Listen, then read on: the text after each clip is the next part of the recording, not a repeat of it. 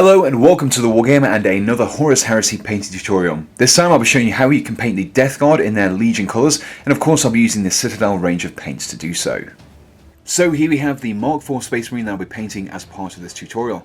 And as you can see, I've already primed it using the Army Painter's Uniform Grey Spray Primer, as grey acts as a really nice base coat, especially for these lighter coloured miniatures.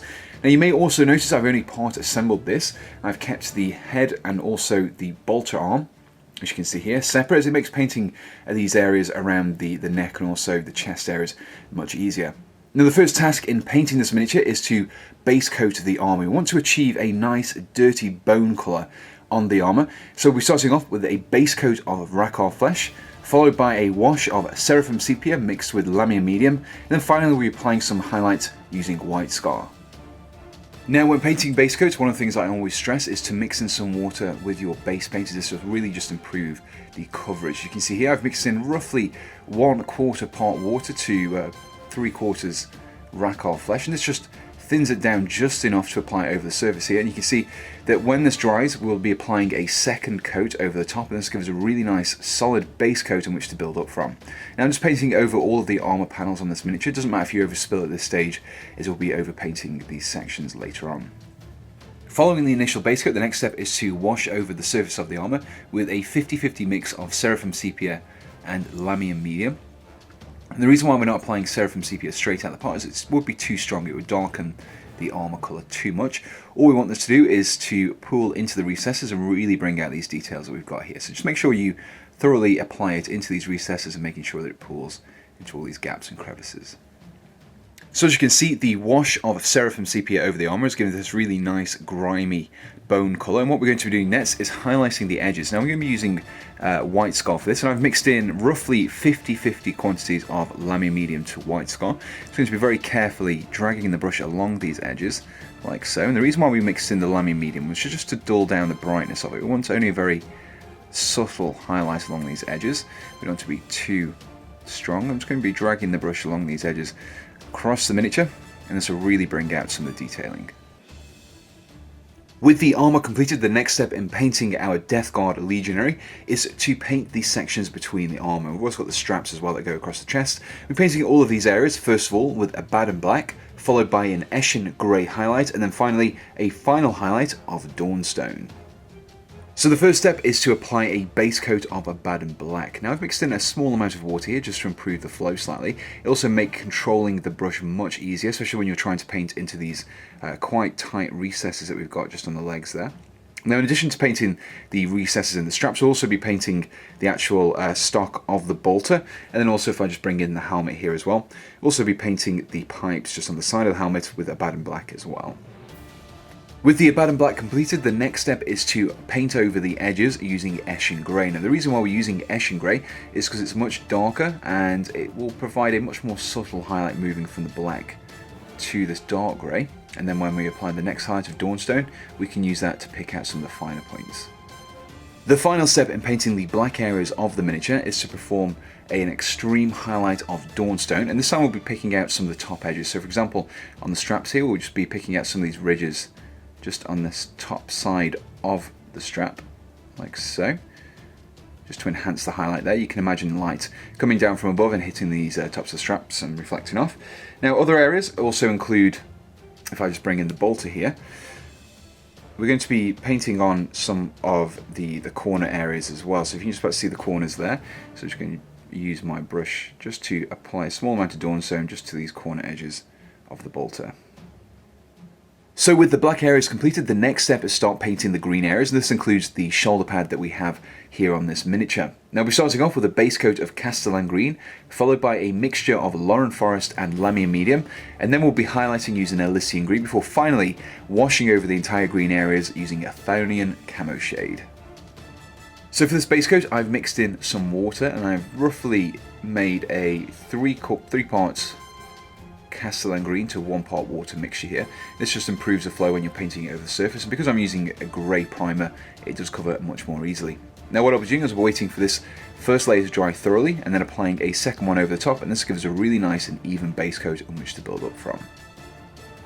With the Castellan Green base coat completed, the next step is to perform the Lauren Forest glaze. Now I've mixed in a roughly equal parts aluminium medium to Lauren Forest to create this glaze.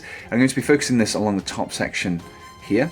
As you can see, it's applying quite thinly, and as I feather it down towards the bottom of the shoulder pad, you can see here we get a nice gradient of lighter green going down to the darker green, and I'll be building this over a few thin layers of the glaze and just feathering it down to the bottom there. So with the Lauren Forest glaze completed, you can see we get this nice gradient going from the lighter green at the top there to the darker green just underneath. Now I'll be applying a highlight for the next step of Elysian green. This time I'll be focusing along the edge of the armor just there.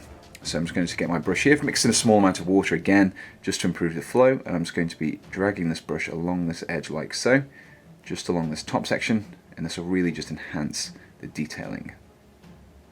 Now the final task in painting the green areas is to wash over them with a Thonian camo shade. Now this will serve two purposes. It'll darken the overall colour and also help to blend the two dark colours of the Castellan Green and the Lauren Forest that we applied in one of the previous steps, but also pull into these recesses here and really bring out this edging, especially when we come to paint it in one of the later steps.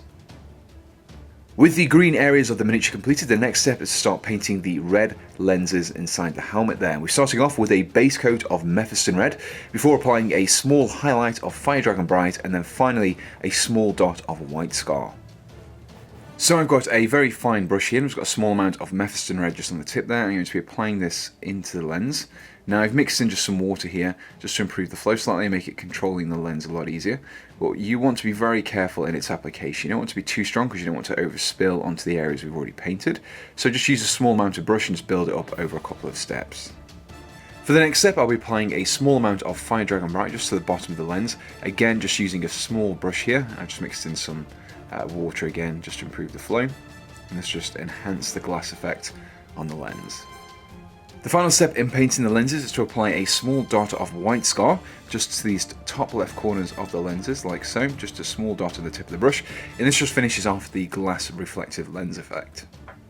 With the matte areas of the miniature completed, the next step is to start painting some of the metallic areas, and we're starting off with the silver areas first of all. Now we're applying an initial base coat of lead balcher, followed by a wash of Nuln oil before finally highlighting using Runefang steel. So again, with a thin brush, I'll just be picking out these metal areas, such as the vents on the backpack here. Just be very careful not to overspill into the areas you've already painted. It can be quite difficult to overpaint silver when you spill it onto a matte area. So just take your time, mix in a small amount of water with the mixture as well, just to improve the flow and give you better control over the applications on the surfaces. So for the next step, I'm just going to be applying the Nuln oil wash over these metal surfaces, and this will just pull into the recesses and darken the overall colour of the metal, and really give us a good base in which to highlight top from in the next step. So the final step in painting these silver areas is just to pick out the very edges using the Runefang silver, and this will just create a really nice shine on these edges. As you can see here, I'm just using a very light touch just to pick out the edges of the vents here. I was doing the same across the miniature wherever we've painted the metal sections, just picking out some of the edges and top sections very lightly with the Runefang steel. With the silver metallic areas completed, the next step is to start painting the bronze areas. And this includes the trim on the shoulder pads and also any of the rivets that we've got on the leg there as well. We're starting off with a base coat of Warplock bronze, followed by a highlight of Sycorax bronze. So much like our previous base coats, just going to be applying this over the surface very carefully using a very fine brush here just so we don't overspill onto the non-metallic areas. Again, I've just mixed in a very small amount of water this time, roughly 4 parts Warplock bronze to 1 part water. If you're using a wet palette, you shouldn't need to do this either, as it will get enough water from just being on the palette itself. You want to pick out all these areas, again, just be very careful not to overspill.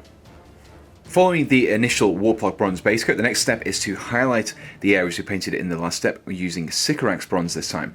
Now I'm just going to be picking out these rivet sections, just applying a small dot of the Sycorax bronze just on the top there. This just improve the shininess and also create some nice colour depth on the areas as well.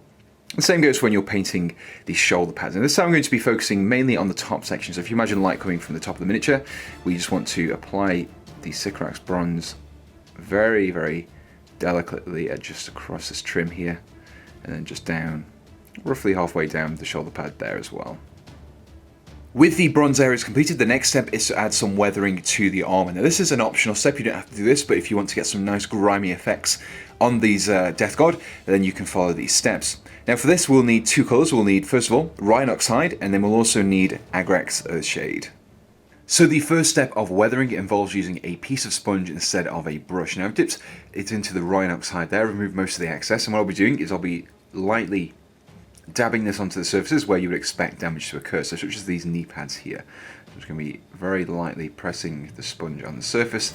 And you can see it will give us this nice mottled effect like so. And the harder you press on, the bigger the scratches and damages, and obviously the more paint you put on the brush will also affect this as well. You want to apply this mainly over the joints where you would expect damage to occur over time, but you can also just generally apply it across the miniature, as long as you don't apply too much, as it can look a little bit strange if you've got lots of weathering on your miniature. So the final step in weathering this miniature is to apply some darker washes over the surface. Now you can apply this just in some of the recesses like so, and I'm going to be focusing it directly into these recesses as opposed to applying it over the entire surface. I've mixed in water as well, just roughly 1 part water to 1 part Agrax Earthshade, so this just really enhance the dirt and grime that's accumulated in these recesses. Now one of the things you can do also is, if you're feeling confident enough and have a thin enough brush, you can create some watermarks as well. So we're going to be creating some from the center here. So you imagine water pooling up in the center here and then dripping down the armor. This works generally better if you've got a thinned down wash, and you can build this up over a couple of layers, and it just creates the effect of water damage as it's pooled through the recesses and accumulated in the cracks. And here we have the completed Death Guard Legionary, who you can see I've assembled and based. If you enjoyed this tutorial, please do let me know in the comments below, and you can also choose which miniature you would like me to paint in my next Horus Heresy painting tutorial by clicking on the small white eye in the top right corner of the video and voting for the Legion of your choice. To be kept up to date with all the future projects I'm working on, be sure to hit the subscribe button or follow me on Facebook and also Instagram, which you can find links to in the description below. And if you haven't already done so, be sure to check out my previous Horus Heresy painting tutorials. Finally, if you'd like to support me in making more videos, you can do so by checking out my Patreon page, which you can find a link to on screen now and also in the description below. From there, you can help support me in making future videos by donating to me from as little as $1 a month, and each donation will really help me in producing future content. So until next time, thanks for watching, and goodbye.